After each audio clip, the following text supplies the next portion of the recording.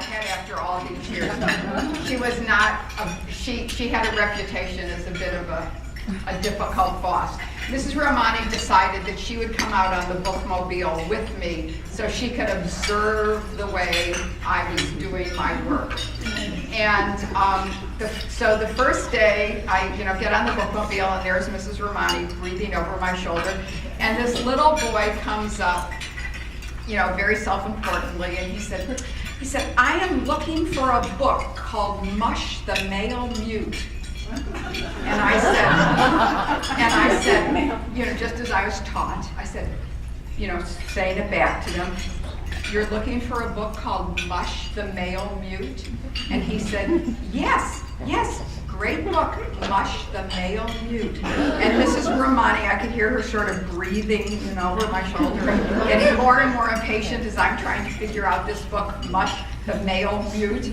And then, of course, it came to me, as it came to you, I'm sure, millions of seconds ago, Mush the Malamute.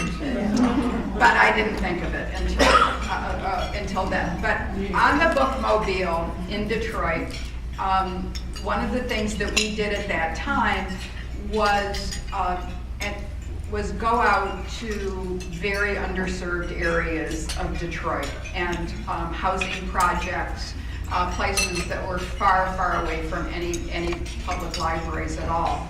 And one of the housing projects that we made regular weekly stops at was the Brewster Douglas Housing Project. And I don't know if any of you are from the Detroit area, but the Brewster Douglas Housing Project, it was one of the poorest, crime-ridden, most awful places to live in Detroit. And it's where Diana Ross grew up. And I have often thought, Diana Ross and I actually went to the same high school. She was older.